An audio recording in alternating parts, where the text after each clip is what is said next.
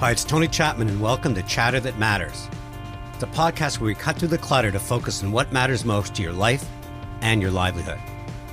Thanks to the incredible support of RBC, we are focusing the next 10 episodes on the heart of our economy, small businesses. Small business matters, and it's in our collective interest to keep them beating strong.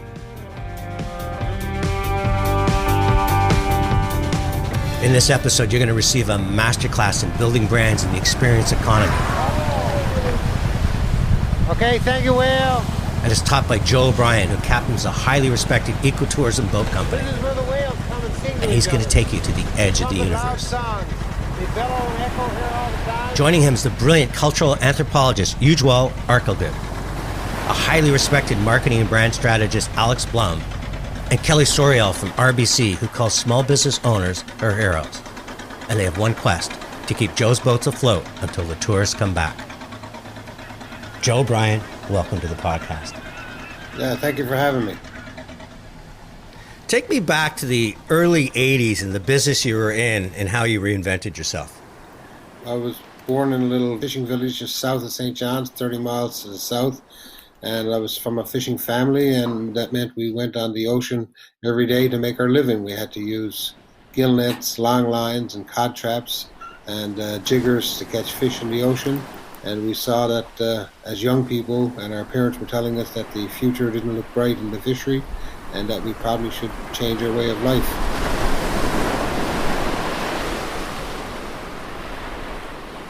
Becoming involved in seabird research because of some of our gill nets were catching seabirds, and then the biologists from the university suggested that we should try our hand at something new, ecotourism, and taking people to see the birds. When you first heard that idea of ecotourism, did you ever imagine that there'd be a business in just having people come out and look at birds? Absolutely not. Our relatives and our uncles and our locals in the village all wondered if we were gone a little crazy, because they said nobody was going to go out and see birds fly over their head and drop feces down on them.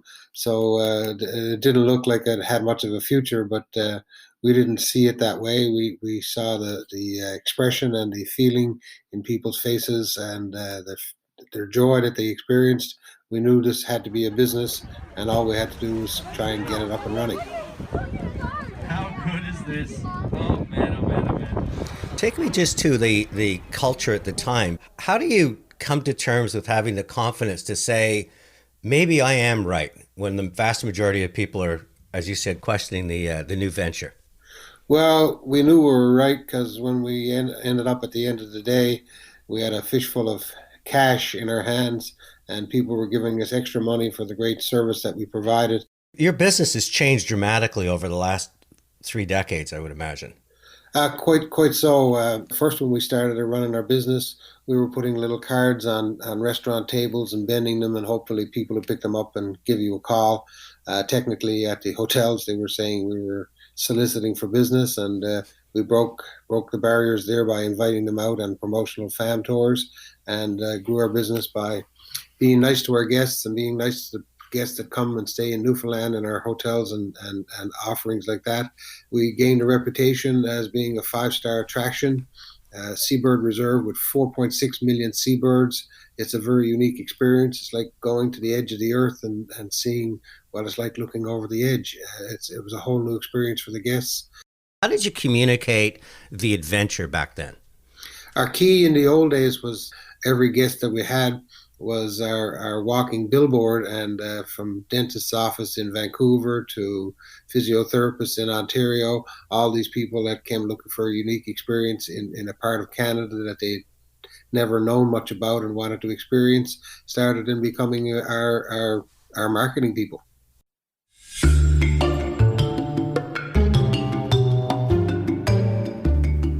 It's one of the things I love about entrepreneurs, that they understand that sometimes the best amplification, the best expression of the brand is somebody that's outside of their business, somebody that's experienced the product, that's coming back smiling and can't wait to share their photos and talk about what it feels like to go to the edge of the universe. Taking the leap from ocean fishing to ecotourism requires more than a leap of faith. Joe has to do some tough homework and learn a brand new business.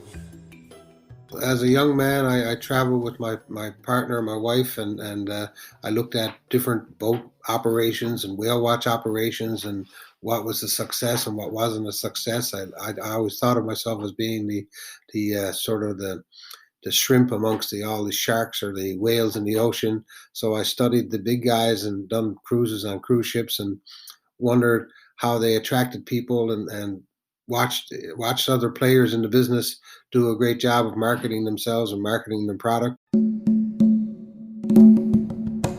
Joe's biggest takeaway? He wasn't in the touring business. He was in the memories business. Because we're in a very unique part on the planet where the northern waters push down with the great plankton bloom, and the animals such as whales and seabirds come from collectively all over the ocean. They congregate here to feed. It's sort of like being at a giant festival or party. So people jumped on it, and you could see the expression in their faces when they saw a puffin for the first time, or a whale blow, or smell the whale's breath as you're downwind of it. What a smell! Stinky bugger! It's a life-changing experience for people who come from a steel jungle or a concrete castle. There's no one more insightful than Joe O'Brien. He knows that knowledge is power. You don't just show Mother Nature's beauty, you tell it and preserve it. We knew that people were looking for a real unique experience. So by doing what we've done and showing them the corner of the earth, I mean, the Avalon Peninsula is made up of European plates of rock. The ocean has been shifting and eroding the whole land, so the landscape is always changing, and it's a really unique spot to come and visit. That it's safe for people to experience it in a positive light. We done research on the seabirds to see that we're not having impact. We helped invent a code of conduct that allowed people to view whales without disturbing them in a collective manner that allowed everybody to cohabitate. Marketing becomes extraordinary when you can compress the essence of your business into a couple of words that when someone hears it, fires the imagination. And Joe O'Brien does it better than most when he uses things like going to the edge of the universe, or if you ever smelled a whale's breath. When someone hears that, they want it. So I now want to go the way you operate your business. How do you instill that sense of pride and love of the adventure? We have to think of everybody as a team. And in our team, we got to teach compassion for who we are and what we're about. So I teach for on the boat side of it, I teach all the crew, whether you're a one-season student or a repeat student that works with us, how to run the vessel, how to manage the boat, how to take care of the guests. So you feel very important. If Joe is going to give you his $500,000 boat and let you drive with 100 passengers, he must feel confidence in you. And then you learn to sing a couple of songs. You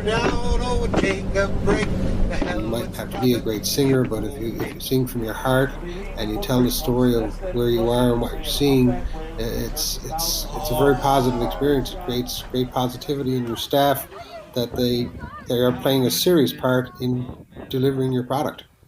Do you think they're doing it because they want to make more tips, or are they doing it because they really want to see the smiles on people's faces? Well, we never look at the tip factor as part of our business.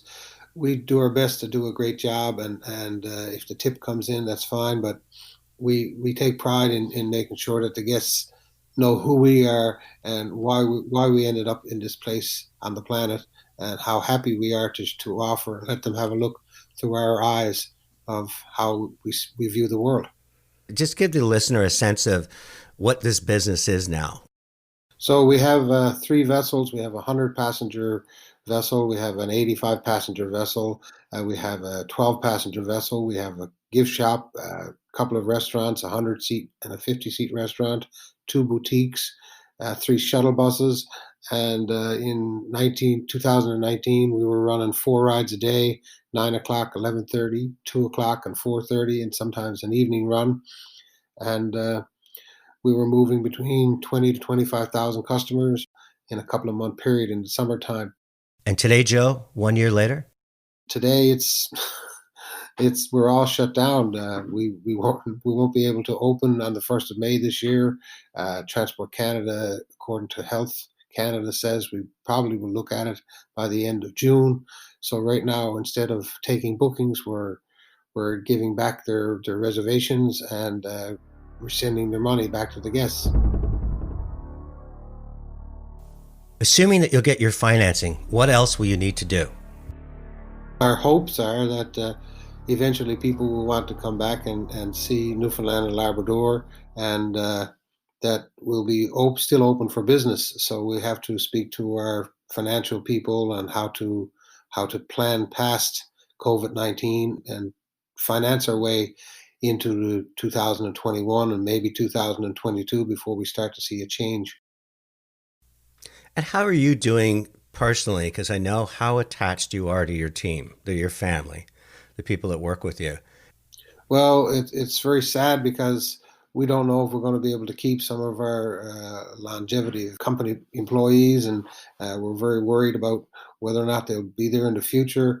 And so we're going to try and do everything we can to help these people get us into post-COVID-19, and that's very worrisome because it takes a lot of money to make sure people are secure and stable.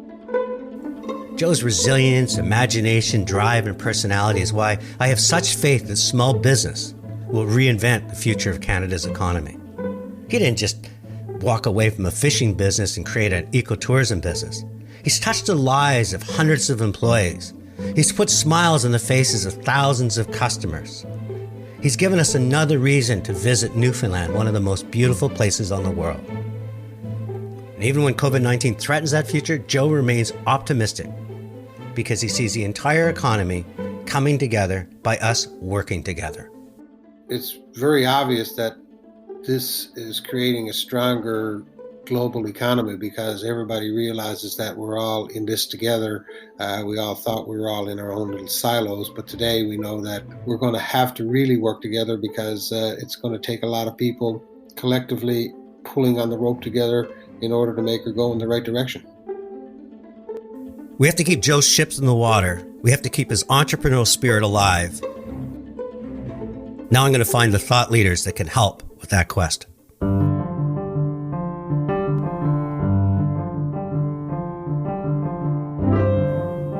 I must give a huge shout out to RBC for sponsoring the Small Business Matters series on Chatter That Matters, and for running excerpts on 67 radio stations across Canada.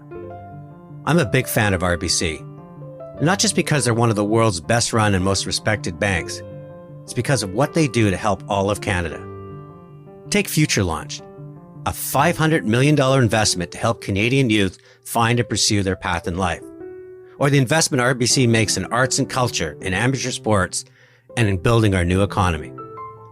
When COVID-19 hit, RBC stepped up with millions of dollars to support food banks and essential services. And they had only one ask for this series. Don't make this show about RBC. Make it about the small business heroes. And speaking of heroes and their quest, let's get back to see what the experts have to say. Joe, the first person I talked to was a gentleman called Ujwal Arkalgud. He's a cultural anthropologist. He's the CEO of a company called MotiveBase. The first thing I asked Ujwal, will the world be completely different post-COVID? Culture changes a lot more slowly than we think it does. As human beings, we love to overestimate the impact of change. It's rarely the case.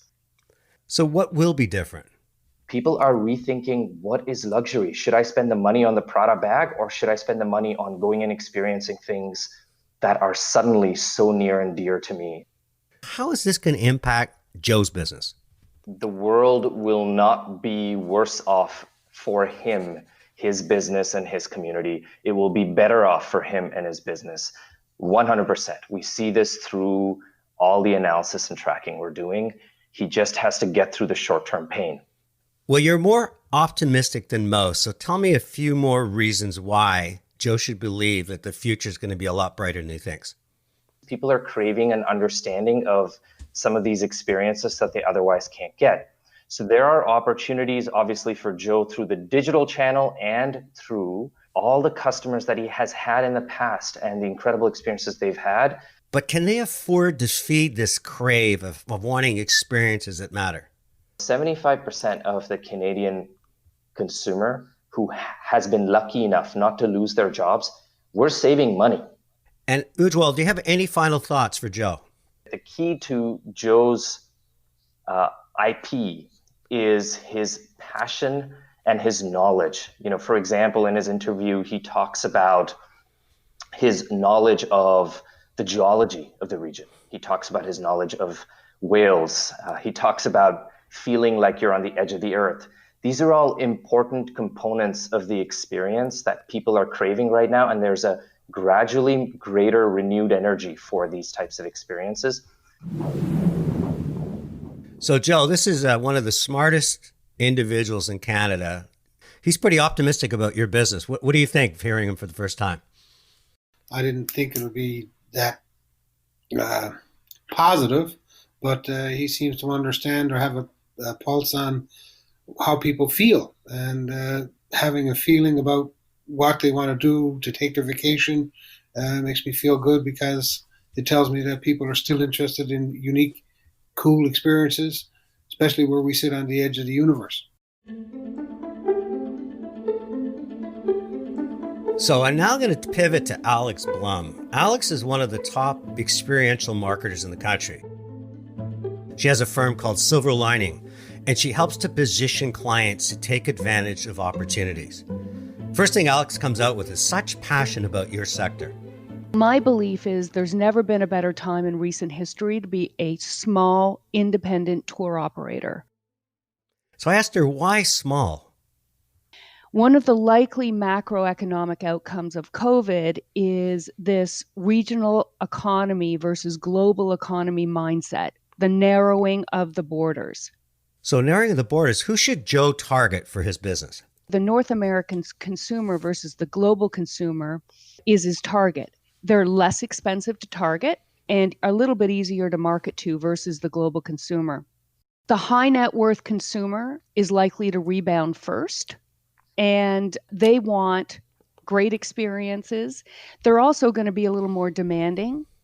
So, Alex, Joe's going to have to deal, I think, with less is more, less people in each ship. How can he recoup that revenue?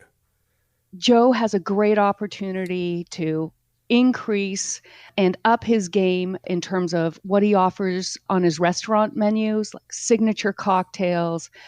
He has an opportunity to increase his collectibles in the gift shop and to create some great themed tours, which normally very, very high price bucket list themed tours. So Joe's very proud about Newfoundland and Labrador and the community. How does he help to position that region in terms of this new post-COVID economy? He is going to have a wonderful sort of focused audience of high net worth individuals that before may have traveled to Iceland to see the puffins. Now they can go to Newfoundland, which is a little less scary, a little closer, and just as magical. So Joe's a small operator and leverage is going to be key. He's not going to have the resources. What can he do about tapping into global tour operators? They don't have a lot of domestic content. And they haven't because compared to global destinations, it didn't have the same margins. Joe has a great opportunity to work with his DMO, his destination marketing organization, and make sure that they are in touch with all these tour operators that can bring their thousands of customers to Joe in a very, very efficient manner. So big tour operators, are there any other ponds for Joe to fish in? The airlines, the credit card companies, companies like AARP and CARP are going to be looking for great ways to get their consumers to spend again. I imagine as Joe's listening to this and every tour operator, they're writing notes furiously. So you're on a roll, Alex. Anybody else we should be talking to? Joe has so much cocktail currency and amazing content to educate consumers. So alumni associations that are looking for great travel destinations more in North America than any time before, And then companies like Blythe and Company, it's going to be difficult to convince parents to let their kids go abroad for a gap year. But imagine Joe as like Professor Joe giving these kids the experience of a lifetime. So, Joe, what did you have to think about Alex Blum and Silver Lining, how you should position yourself?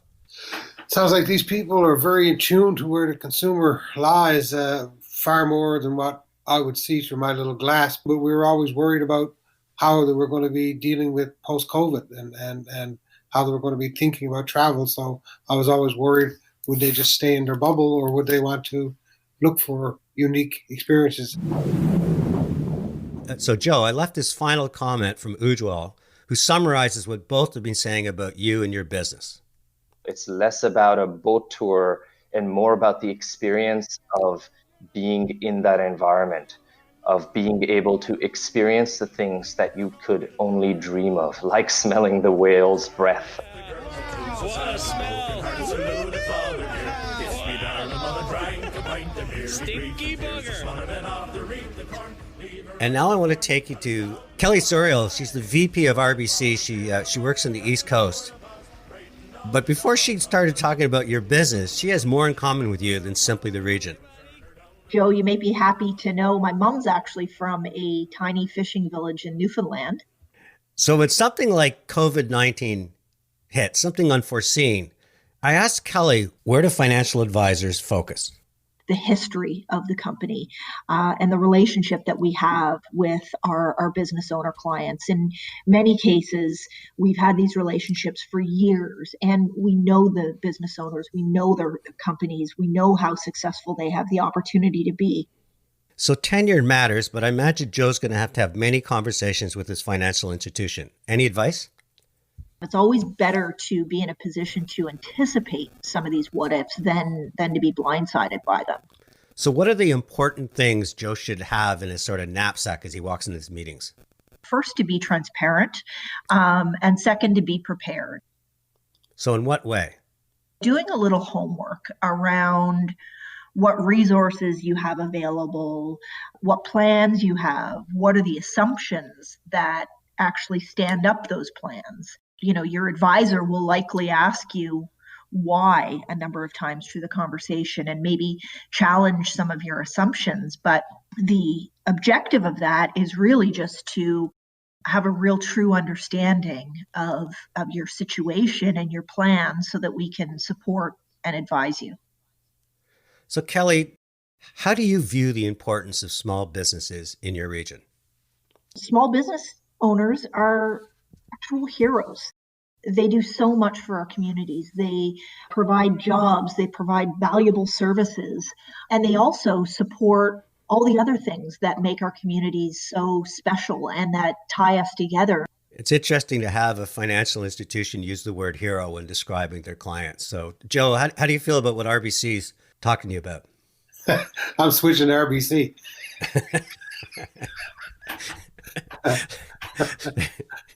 No question. Well, I'd like to thank her for giving us that thoughtful insight, because as a consumer buying from banks or borrowing from banks, we don't look through the same lens that they look through. We kind of look through our own eyes and sit in the trees and to understand how they think about financing money to make us strong and productive. It's kind of a different lens to look through. So I thank her for her comments.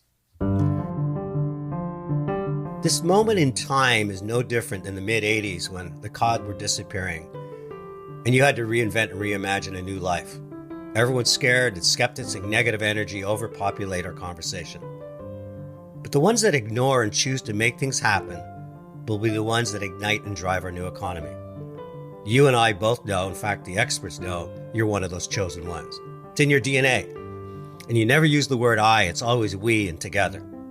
What you offer is real, authentic, granular. I want people to smell a whale's breath. And when you say that, you smile. Not because there's profit, but because there's a memory that lasts a lifetime. I want to be on your boat and sing your songs and hear you describe whales as living dinosaurs. I want to see the next generation learn those essential skills of humility and generosity in serving others. And I'm not alone. My only wish is that I could bottle you so that you're an entrepreneurial spirit of resilience and this innate desire to create incredible and extraordinary experiences. Well, that could become the DNA of all Canadians. Joe, thank you so much for being part of this podcast. My pleasure. Thank you for giving me the chance to speak to my fellow Canadians.